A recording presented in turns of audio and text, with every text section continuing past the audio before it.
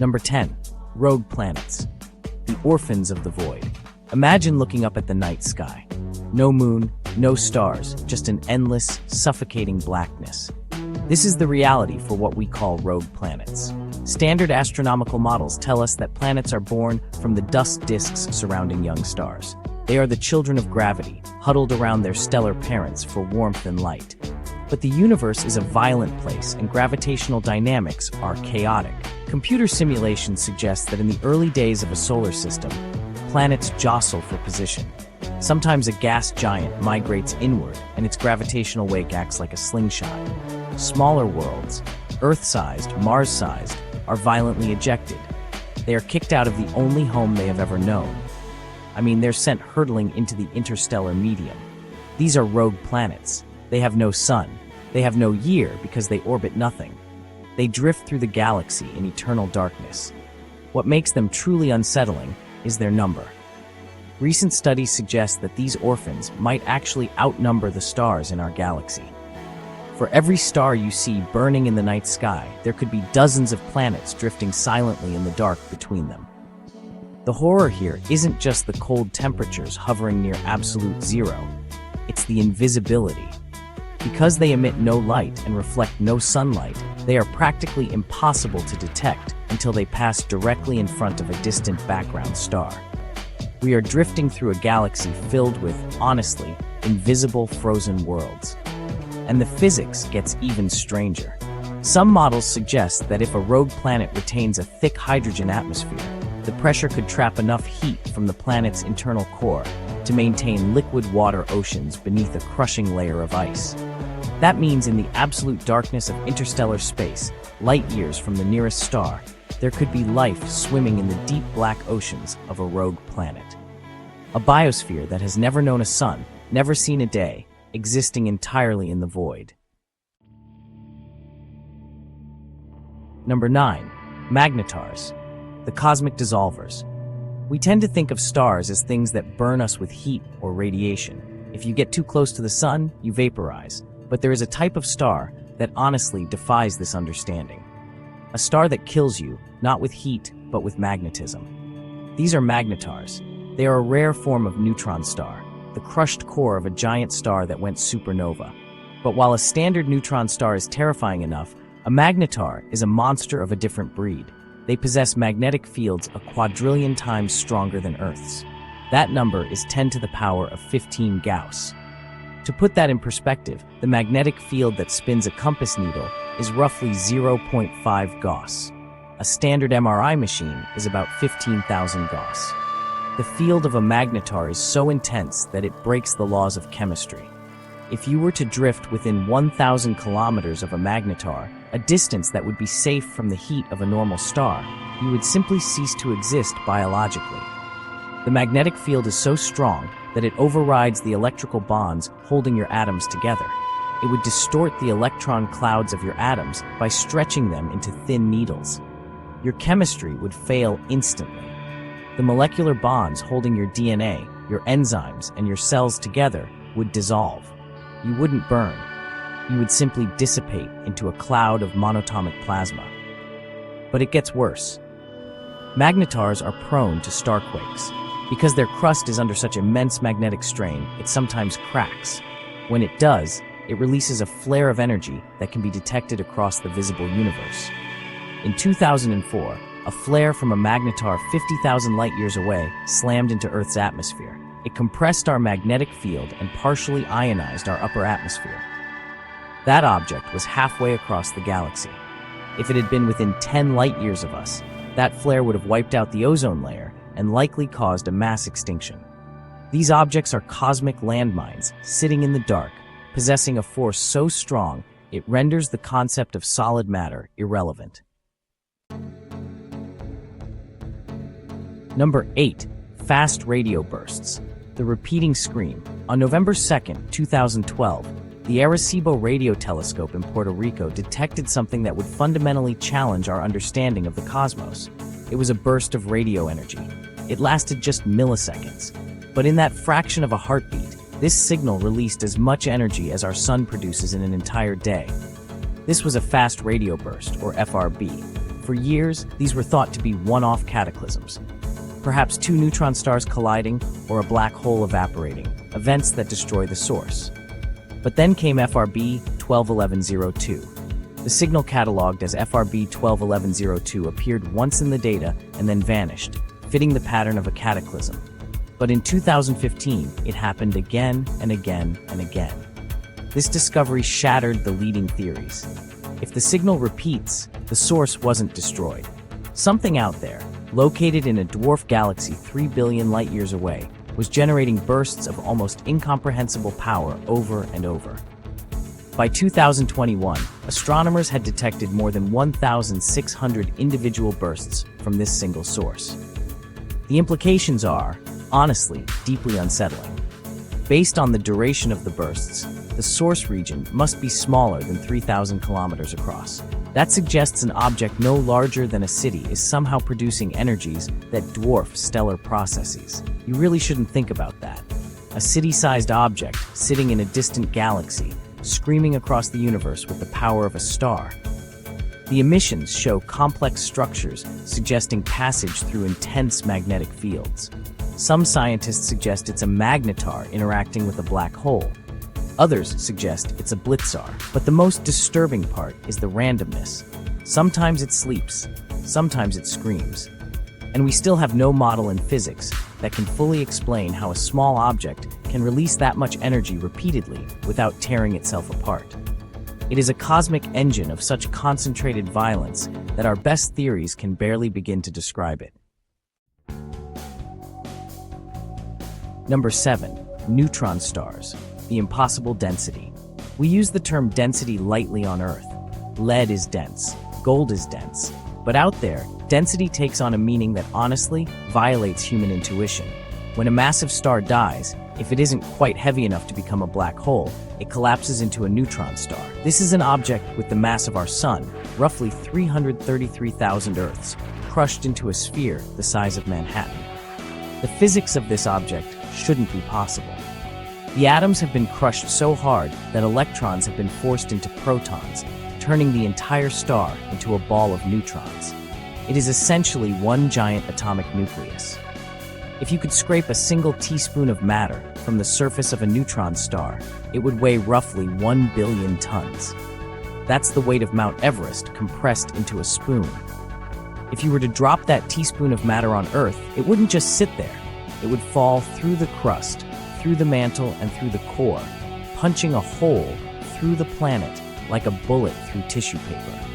The gravity on the surface is 2 billion times stronger than Earth's. The escape velocity is half the speed of light. If you were to drop an object from just 1 meter above the surface, it would hit the ground in a microsecond, accelerating to millions of kilometers per hour. The impact of a single marshmallow hitting the surface would release the energy of a nuclear bomb. But deep inside, the horror gets stranger. Physicists theorize that as you go deeper into the crust, the pressure forces the neutrons into bizarre structures, spheres, cylinders, sheets, because they look like lasagna and spaghetti. Scientists call this nuclear pasta. It is the strongest material in the universe. It is 10 billion times stronger than steel.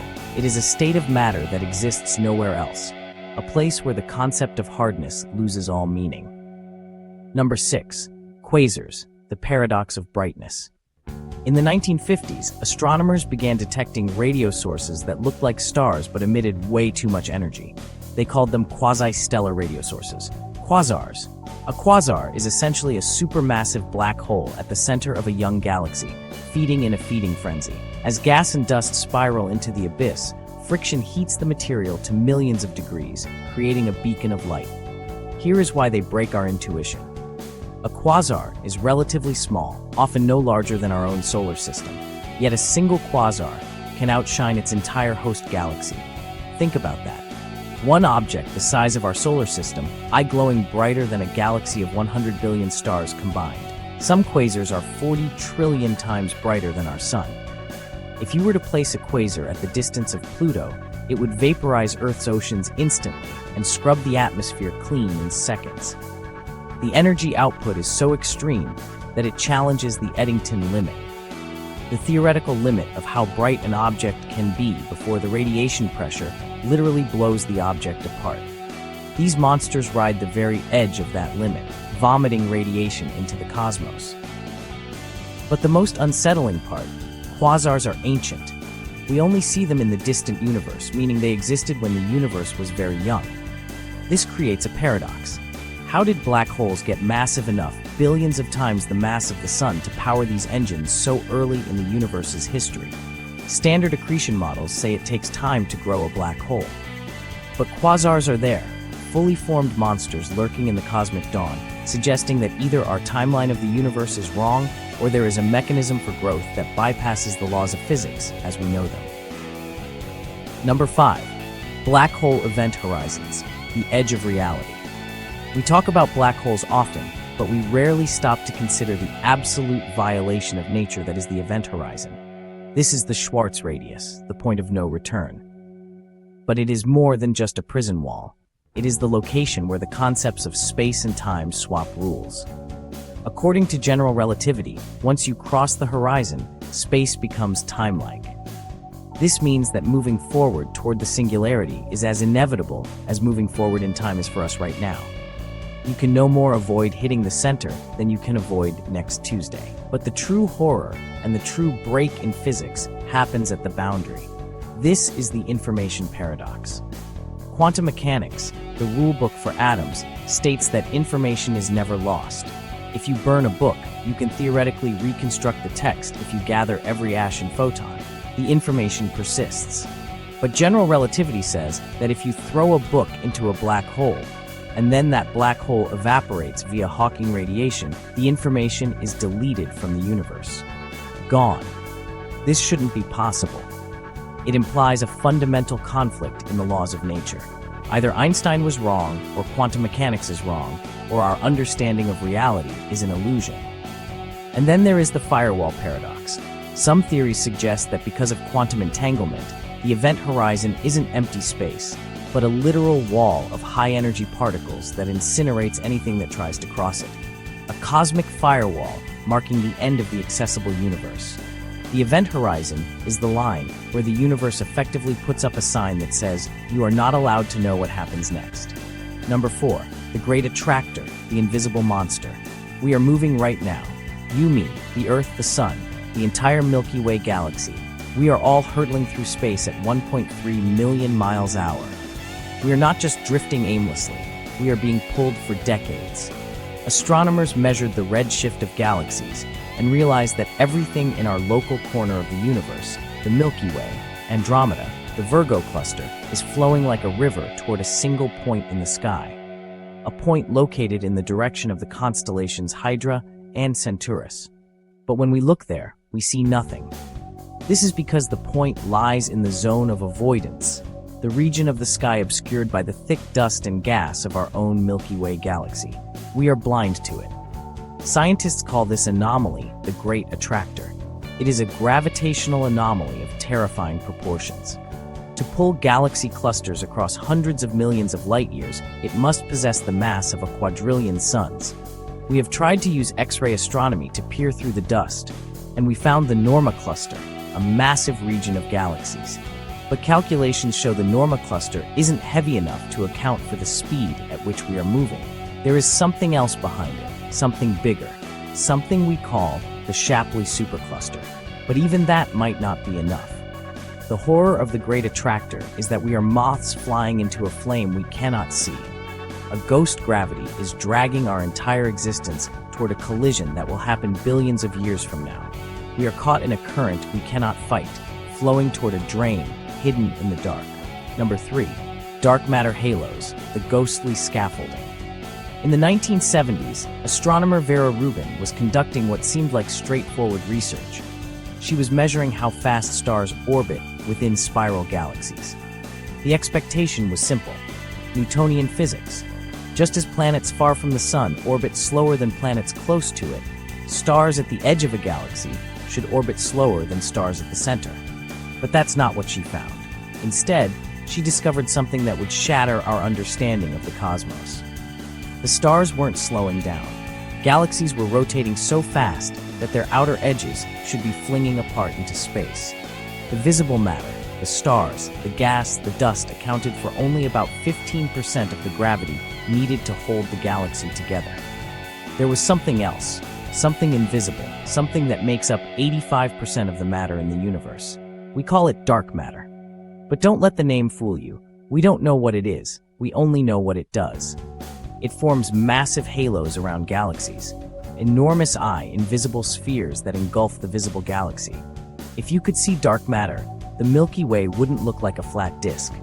It would look like a tiny luminous coin floating inside a gigantic spherical cloud. This substance breaks the laws of interaction. It passes right through you. Right now, billions of dark matter particles are streaming through your body, and they don't hit your atoms. They don't reflect light. They don't absorb light. They interact only through gravity. Candidates for this matter include WIMPs, weakly interacting massive particles, or sterile neutrinos. But despite decades of searching with detectors buried deep underground, we have never caught a single particle. The disturbing truth is this: we are the minority. The normal matter, the stuff you, me, the Earth, and the stars are made of, like it is just the scum floating on top of a deep, invisible ocean. The universe isn't made for us. It is made of this ghost material, and we are just glowing dust caught in its web. Number 2, interstellar object, Oumuamua, the artificial visitor. On October 19, 2017, astronomer Robert Work was reviewing data from the Pan-STARRS telescope in Hawaii when he spotted something that would ignite one of astronomy's most heated controversies. It was an object tumbling through our solar system on a hyperbolic trajectory. This trajectory meant it wasn't bound by the sun's gravity. It had come from interstellar space. This was humanity's first confirmed detection of a visitor from beyond our solar system. They named it Oumuamua, Hawaiian for scout. But almost immediately, Oumuamua began defying explanation. First, the shape based on its brightness variations as it tumbled every 8 hours. Scientists calculated it was extremely elongated, perhaps 400 meters long, but only 40 meters wide, a 10-1 ratio. Nature doesn't build asteroids or comets in the shape of perfect cigars or pancakes, but the real impossibility came next. Oumuamua was accelerating. As it moved away from the sun, it sped up. Now comets do this. When comets heat up, ice turns to gas, acting like a rocket thruster. But Oumuamua showed no tail, no coma of gas and dust, no infrared signature of heat. It was accelerating without any detectable exhaust. Physics says force equals mass times acceleration. If there is acceleration, there must be a force. But there was no outgassing. This led Harvard astronomer A.V. Lowe to propose what most of his colleagues consider unthinkable. If it wasn't a comet and it wasn't an asteroid, what if it was artificial? Lowe suggested it might be a light sail, a piece of alien technology pushed through space by the pressure of sunlight, a derelict probe, a piece of space junk from a civilization long dead. The mainstream community argues for exotic natural explanations like a hydrogen iceberg or a dust bunny structure. But every natural explanation has a fatal flaw. Hydrogen icebergs shouldn't survive the journey. Dust bunnies should be torn apart by rotation. Oumuamua arrived, behaved impossibly, and then vanished into the dark. It is now beyond the reach of our telescopes. We will never know for sure what it was. We only know that the first time the universe sent us a visitor, it looked like a craft, moved like a craft, and left us with more questions than answers. Number 1. Black holes, the singularity. And finally, we reach the object that doesn't just break the laws of physics, it destroys them, the singularity. At the very center of a black hole, according to general relativity, all the mass of the collapsed star is crushed into a point of zero volume. Think about that. Infinite density, zero size. In mathematics, this is called a division by zero. In computer code, it's a fatal error that crashes the program. In the universe, it is a physical reality. The existence of the singularity means that space and time as we know them cease to exist. There is no where anymore. There is no when. The curvature of space-time becomes infinite. Even this proves undeniably that our physics is broken. General relativity works for galaxies. Quantum mechanics works for atoms. But at the singularity, they meet and they clash catastrophically. If you try to apply quantum mechanics to the singularity, you get nonsense. If you apply relativity, you get infinity. The singularity is a puncture wound in the fabric of reality. It is a place where cause and effect are severed. It is a place where the rules that govern the rest of the universe, gravity, time, light, are tied into a knot and discarded. We believe that deep inside every black hole hidden behind the event horizon lies this tiny, terrifying point where nature effectively admits, I don't know what happens here. It is the ultimate unsettling thought. The universe is not a perfect machine. It has glitches. It has holes. And at the bottom of the dark, the math stops working. So here's the thing. We look at the sky and see a calm, orderly procession of stars. But that is a lie. The universe is filled with monsters, rogue planets lurking in the dark, dead stars that dissolve your atoms, invisible matter that holds us captive, and holes in reality where time goes to die. We are fragile observers in a cosmos that operates on scales and rules that we are only just beginning to fear. If you want to see more videos like this, click the video on screen now and make sure to subscribe.